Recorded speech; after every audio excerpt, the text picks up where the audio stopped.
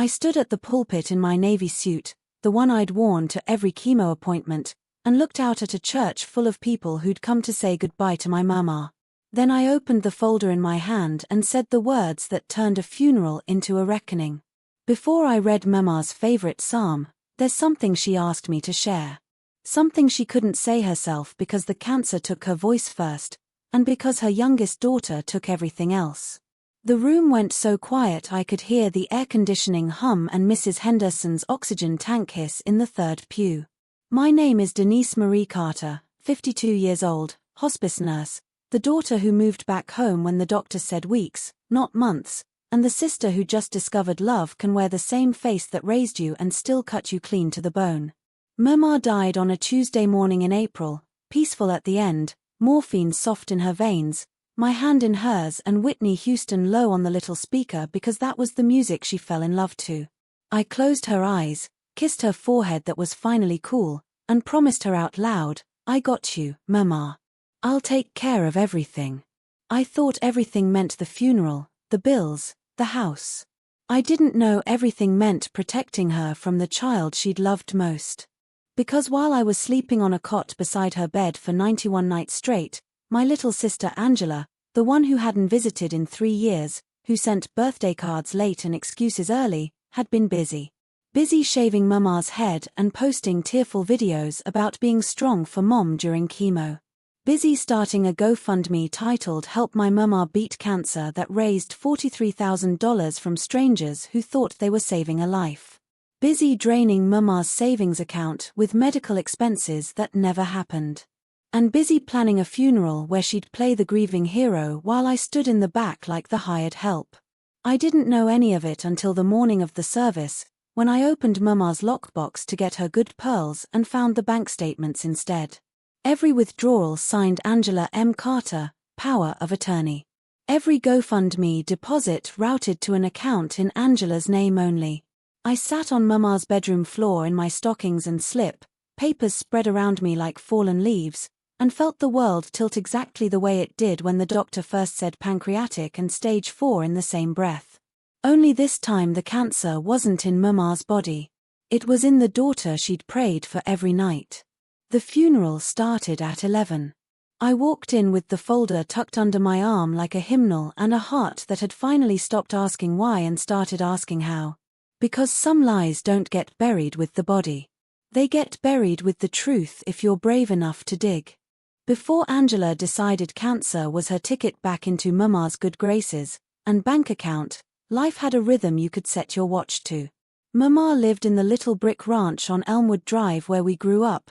3 bedrooms, 1 bath, the kitchen with the yellowed linoleum she refused to replace because it still works. After Daddy died of a heart attack when I was 25, she never remarried.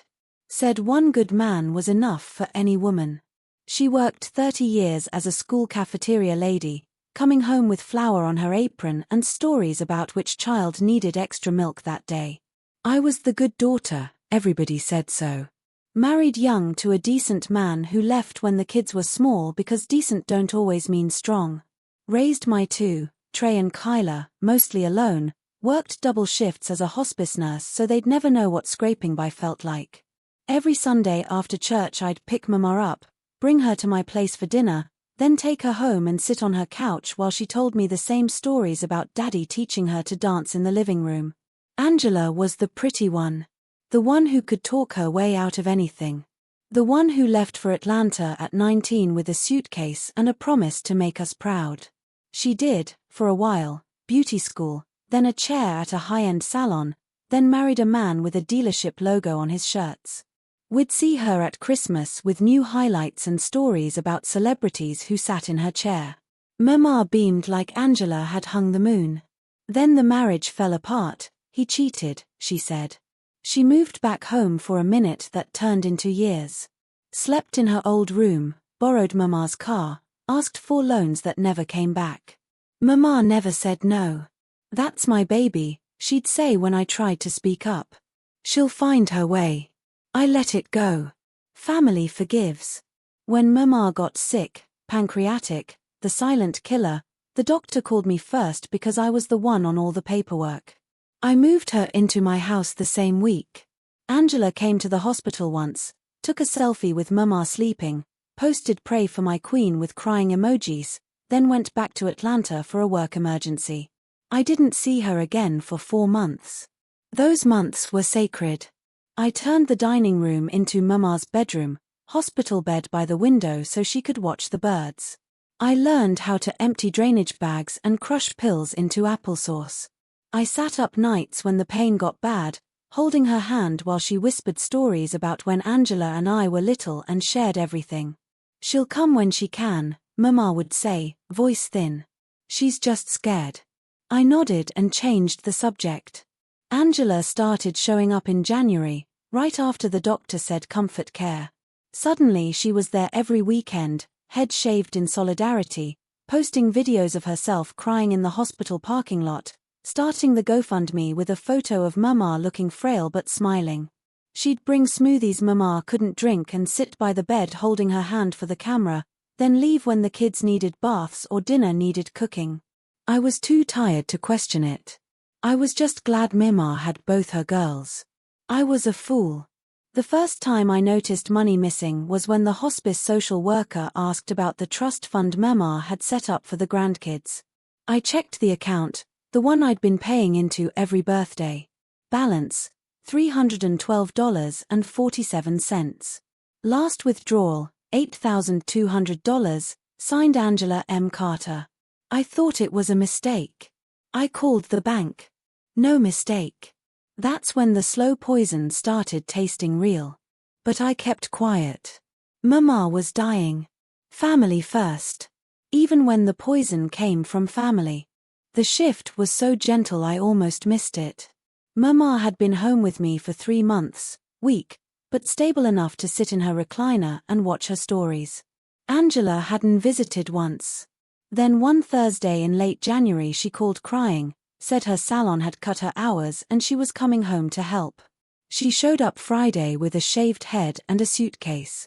"I did it for Mama," she said, touching the smooth skin where her curls used to be. Solidarity. Mama's eyes filled with tears. She reached up and touched Angela's scalp like it was holy. "My brave girl," she whispered. I hugged Angela tight and told her thank you. I meant it. At first it felt like a blessing.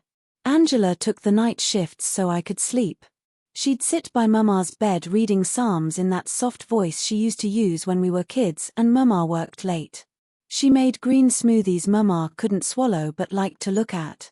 She posted updates on Facebook, beautiful, tear-streaked selfies with captions like holding Mama's hand through the storm. The GoFundMe started the next week. "Help my Mama beat cancer. Every dollar keeps her home." She showed it to me one morning while I was making oatmeal. "I didn't want to bother you with money stuff," she said, eyes wide and earnest. "You're doing enough. I just thought if people wanted to help." The goal was $50,000. By Sunday it was at 38. People from high school, church folks, even strangers shared it with crying emojis and praying for Miss Evelyn. Mama saw the total on Angela's phone and started crying happy tears. "God is good," she said. "My baby's taking care of me." I kissed her forehead and told Angela she was a miracle. I was so tired I didn't ask questions. But little things started itching. Angela always took Mama's mail first, said she was helping me. She'd disappear for hours running errands and come back with new highlights or a designer purse on sale. She started signing Mama's checks for medical supplies and wouldn't let me see the receipts. I told myself she was stressed. I told myself family helps family. Then came the day I found the wig. Mama had lost most of her hair to chemo months ago. I'd shaved what was left gentle, wrapped her head in soft scarves. One afternoon I went to put laundry away and found a brand new human hair wig in Angela's room, expensive, the kind that costs thousands. Price tag still on it, $4,200. Angela was at the store. I sat on her bed holding that wig and felt something cold crawl up my spine. That night I waited until she was asleep and checked her phone while it charged, passcode still our old house number. The GoFundMe dashboard was open. $42,318 raised. $38,200 transferred to personal account for medical expenses. I scrolled the donor list. Names I recognized. Messages that broke my heart. For Miss Evelyn's treatment. Praying for healing. God bless this family. I took photos with my own phone. Then I went to Mama's room and sat by her bed until morning. She woke once, confused. Denise, baby, you okay? I held her hand and lied with a smile. Everything's fine, Mama. Go back to sleep. But everything wasn't fine. And I wasn't going to let it stay that way. I found the first fake medical bill on a Tuesday that smelled like rain and hospital soap. Mama had been asleep for hours, morphine finally giving her a few hours of peace. Angela was at the pharmacy picking up more pain patches. I was folding laundry in the dining room turned bedroom when a plain white envelope slid from between Mama's nightgowns. No return address. Just Mama's name in Angela's perfect cursive. Inside, an invoice from Atlanta Oncology Associates for $6,800 worth of experimental immunotherapy dated 3 weeks earlier. I stared at it until the words blurred. Mama's oncologist was Dr. Patel at Emory. We'd never been to Atlanta Oncology. And immunotherapy had been ruled out months ago because her liver couldn't take it. I sat down hard on the edge of Mama's bed, careful not to wake her, and felt the same cold drip I'd felt the first time a doctor said pancreatic. I called Dr. Patel's office from the hallway, voice low. Has Evelyn Carter ever been treated at Atlanta Oncology? The nurse paused, just long enough. No, all her care has been here at Emory. I hung up and opened the envelope again. The invoice had a phone number. I called it from Mama's landline. A recording. You've reached Atlanta Oncology. Our offices are closed. Please leave a message. I left no message. Instead I went to Angela's room, the one she'd taken over like she'd never left, and started looking. Not angry yet. Just methodical. Under the bed, a box of wigs, 3 of them, high-end lace fronts, one still with the tag. In the closet, designer purses I knew she couldn't afford on salon tips. In the nightstand drawer, a stack of cash in bank envelopes, $11,000 and change. And at the bottom, a spiral notebook. Page after page of expenses. Port for chemo, $1,200. Private nurse overnight, $900. Nutritionist consult, $450. Experimental trial deposit, $5,000. Every entry dated. Every entry in Angela's handwriting. I flipped to the back. A running total, $42,316 raised. $38,900 spent. $3,416 left.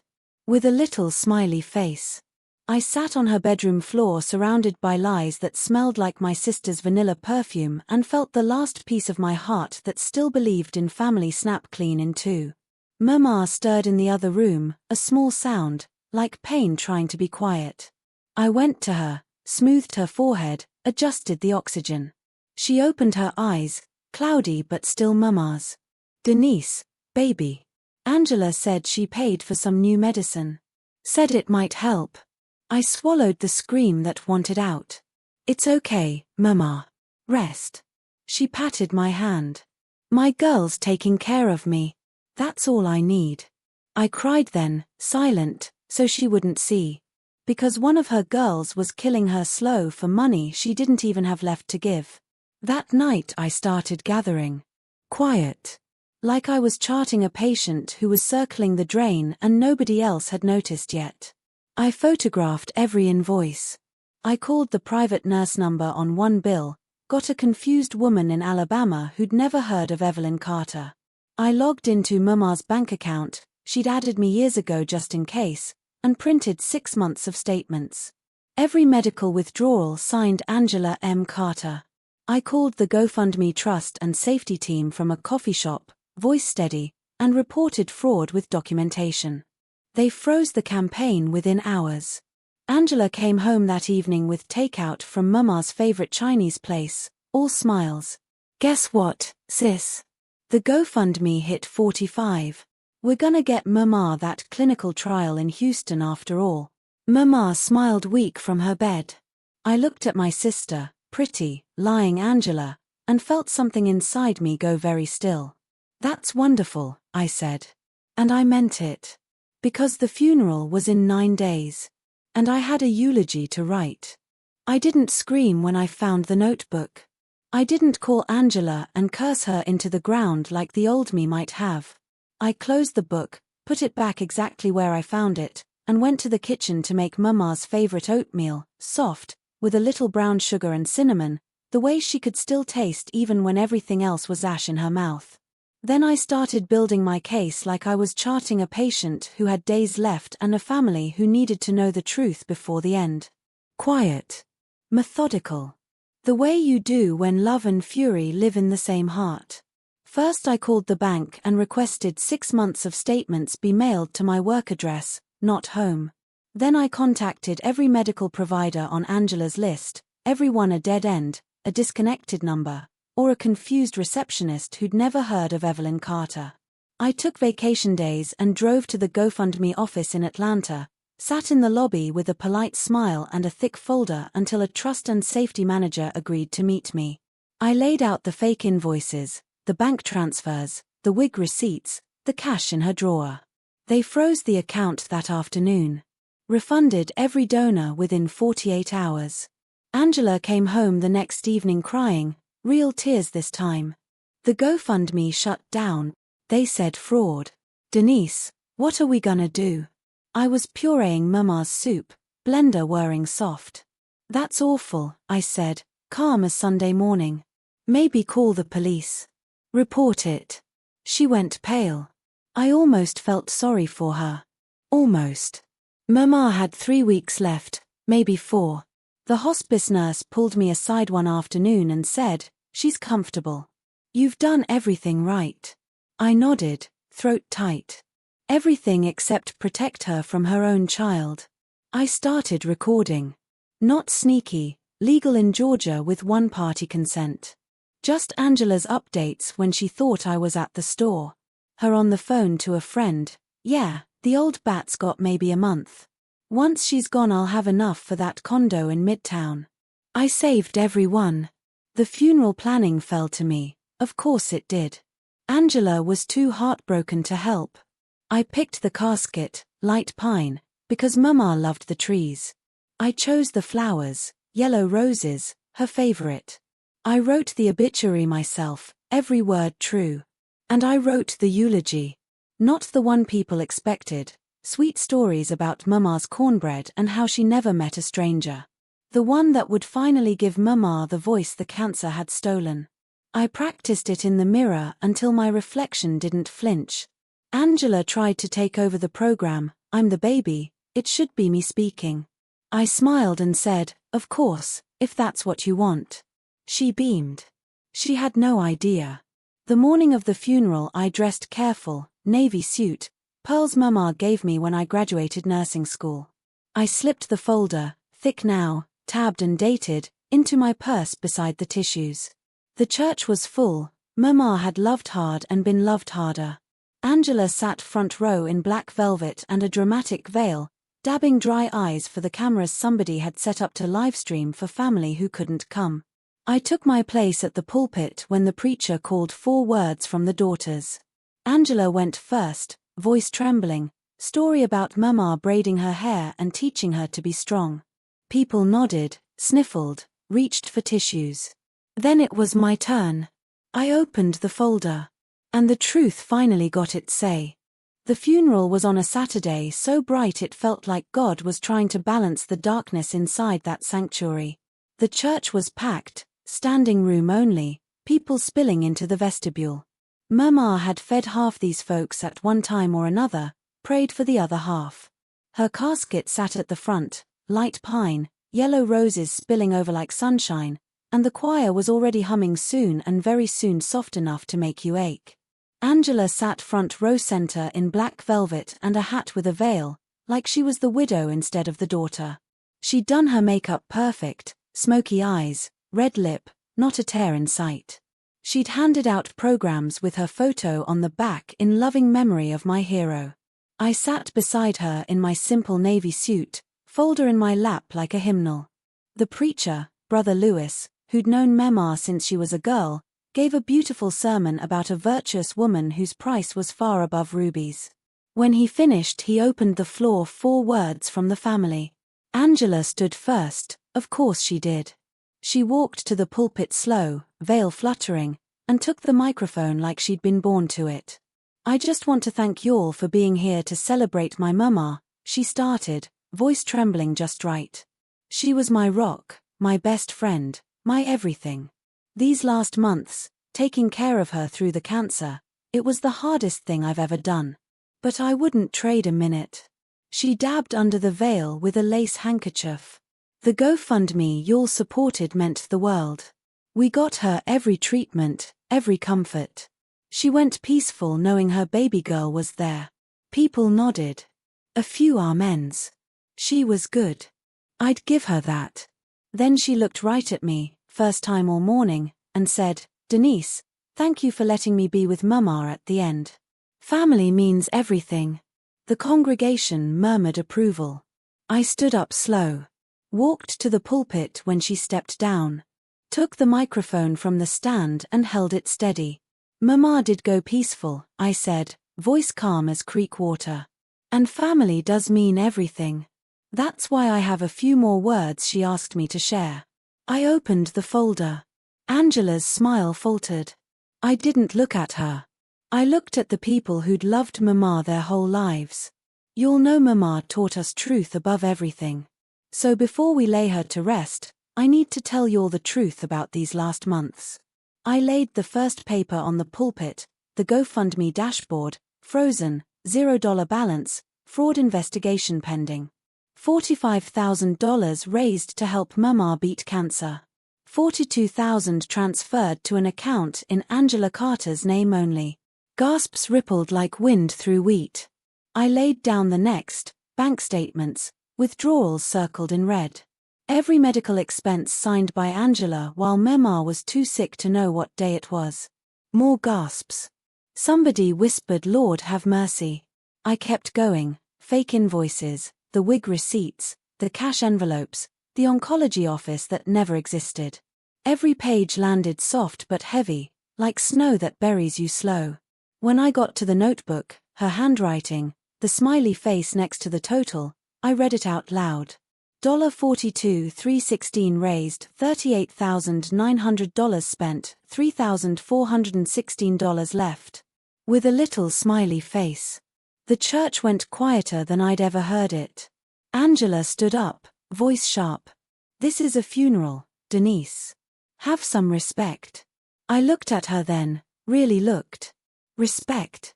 I said soft. "Mama couldn't eat for the last month. Couldn't walk. Couldn't speak. But she could still feel love. And what she felt from you was a performance." I turned back to the congregation. Mama asked me the night before she died to make sure her money went to her grandbaby's college like she planned. She didn't know it was already gone. I laid the last paper down, Mama's real will, witnessed by her pastor and her lawyer, leaving everything to be split evenly between her daughters and her grandchildren. This is what Mama wanted. Not wigs. Not designer bags. Not a daughter playing hero for likes. Brother Lewis stood up slow. "Denise, baby, are you sure?" "I'm sure," I said. "And the bank's sure. And the police will be sure when I turn this over Monday morning." Angela started crying then, real tears, ugly ones. "You're ruining her funeral." "No," I said, voice steady as the rock Mama used to call me. "You did that when you decided her dying was your come-up." I looked out at the sea of faces, some shocked, some already nodding like they'd suspected. Mama loved Angela with her whole heart. That's why this hurts so bad. But love don't mean lying. And it don't mean letting somebody steal from a woman who can't speak for herself anymore. I closed the folder. So today we're gonna bury Mama with the truth she deserved. And Monday morning I'm taking this to the DA so every dollar comes home to the people Mama meant it for. I stepped down. The organ started soft, Sister Clara playing it as well like a lullaby. People filed past the casket quiet, no more whispers, just tears and amens. Angela tried to leave. Uncle Nate and Deacon Harris stood by the door, big men, gentle but firm, and said, "Service ain't over, baby girl." She sat back down and cried into her veil while the choir sang Mama Home. When it was over, the family didn't speak to Angela. They spoke to me, hugs, "We're so sorry, what can we do?" The police came Tuesday. The money started coming back Wednesday, GoFundMe refunds, bank freezes. Angela moved out by Friday, left a note that said "I hate you" in lipstick on the bathroom mirror. I washed it off with bleach and didn't hate her back. I just locked the door, she wouldn't be coming through again. And the house finally went quiet in a way that felt like peace. Mama's funeral was on a Saturday, so bright the light felt like mercy. The church was full, standing room only, people fanning themselves with programs in the spring heat. Her casket sat open at the front, light pine, yellow roses everywhere, because Mama always said bring flowers while folks can still smell them. Angela sat front row in black velvet and a hat big enough to hide behind, veil down, shoulders shaking like she'd lost the only mother she'd ever had. I sat beside her in my navy suit, folder in my lap, heart steady as a drum. The preacher preached beautiful, about a woman who fed everybody, body and soul. The choir sang Going Up Yonder until the rafters shook. Then he opened the floor for family words. Angela went first. She walked slow to the pulpit, veil fluttering, took the microphone like she'd been born holding it. She cried pretty, just enough, not too much. Talked about shaving her head for Mama, about nights she never left her side, about how the GoFundMe money got Mama every treatment money could buy. People nodded, sniffled, reached for tissues. She ended with, "Mama went peaceful knowing her baby girl made sure she had the best care. I'll miss you forever, Mama." She stepped down to applause and hugs. Then the preacher looked at me. "Denise, did you want to say a few words?" I stood. Walked to the pulpit calm. Took the microphone and opened the folder. The room went quieter than I'd ever heard it. "Mama did go peaceful," I started, voice clear enough to cut glass. "And she did have the best care her insurance and her older daughter paid for while her younger daughter was busy elsewhere." I laid the first paper down, the GoFundMe freeze notice. $45,000 raised to help Mama beat cancer. $42,000 transferred to Angela Carter's personal account for wigs, purses, and rent she never paid here. Gasps. A baby started crying in the back. I kept going, fake invoices, bank statements, the notebook with the smiley face. Every page landed soft but sure. When I got to Mama's real medical bills, paid by me, by her insurance, by church fundraisers, I looked straight at Angela. Mama couldn't eat ice cream the last month. Couldn't walk to the bathroom. But she could still feel love. And what she felt from you was a performance. Angela stood up, voice cracking. "This is disgraceful." At Mama's funeral, Brother Lewis raised one hand. "Sit down, child. Let her finish." She Saturday. I finished. I read Mama's real will, the one witnessed before she got sick, leaving everything split even between her daughters and grandbabies. I read the hospice nurse's note, patient declined experimental treatment due to liver failure. Then I closed the folder. Mama asked me the night before she died to make sure her money went to her grandbabies like she planned. She didn't know it was already gone.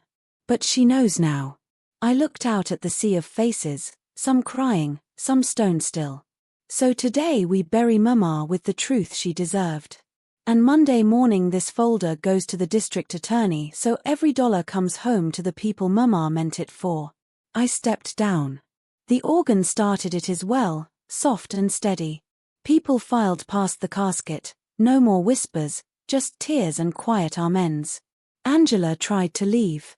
Deacon Harris and Uncle Nate stood by the doors, big, gentle men who'd known Mama since baptism, and said, "Service ain't over."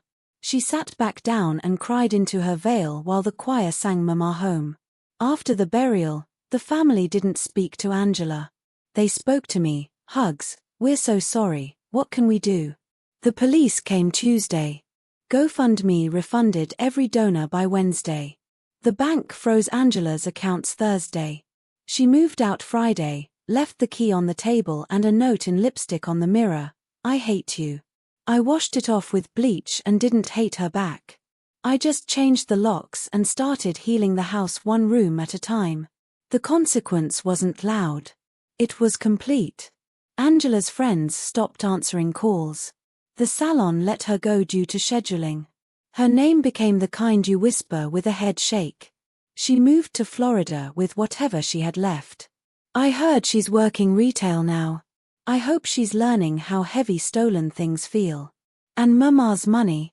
Every dollar came back, restitutions, refunds, a little extra from generous folks who said for the grandbabies. I put it exactly where Mama wanted, college funds that can't be touched until graduation. The house went quiet in a way that finally felt like peace. I kept the yellow room Mama loved. Planted roses out front. Started hosting Sunday dinner again, anybody who needs a plate gets one. Some hurts don't vanish. They just turn into stories you can tell without bleeding. And on quiet nights when the kitchen smells like cornbread and the table's full of chosen family, I feel Mama's hand on my shoulder saying, "That's my girl."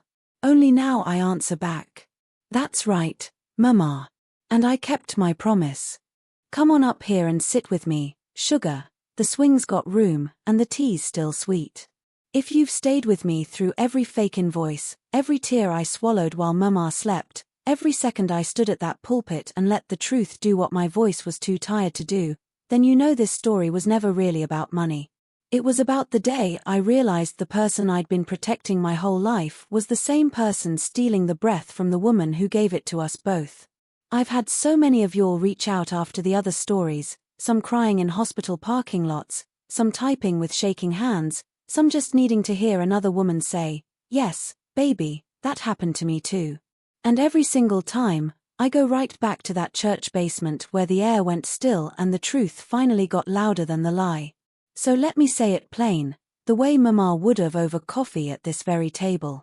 You are allowed to protect your peace, even if it means protecting it from family.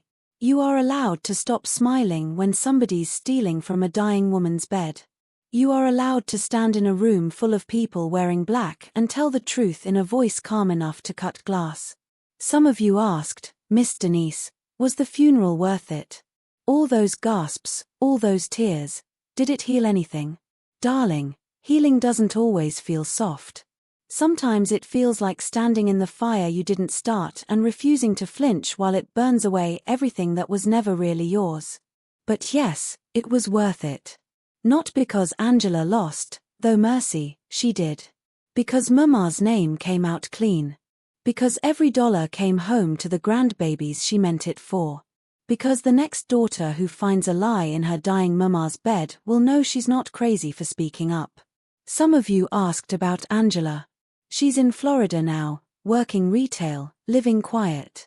I don't hate her. Hate would mean she still owns space in my heart, and I evicted her the day I handed that folder to the DA. I pray quick prayers that she's learning how bitter stolen bread tastes. That's between her and the God who still loves her lying self. I released her name from my mouth a long time ago.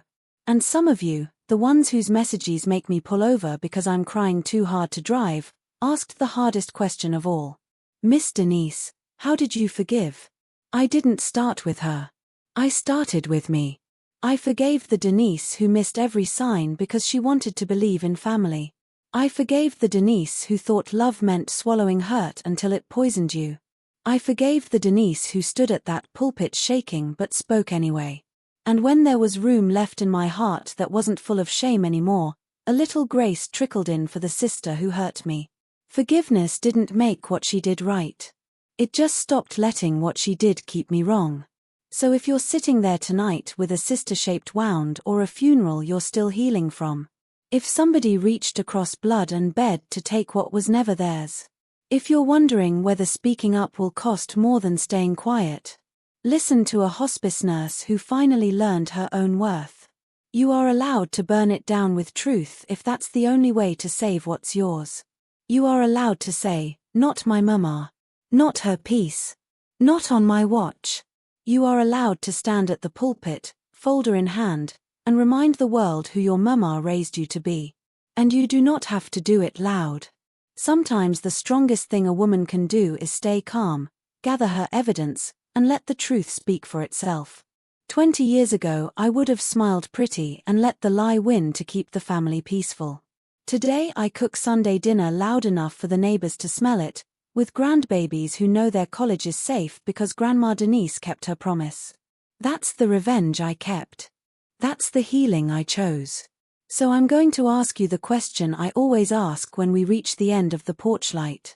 If this had been your mama, if your sister had faked cancer to steal her last dollars, if you'd had to choose between family pretty and family true, would you have done what I did?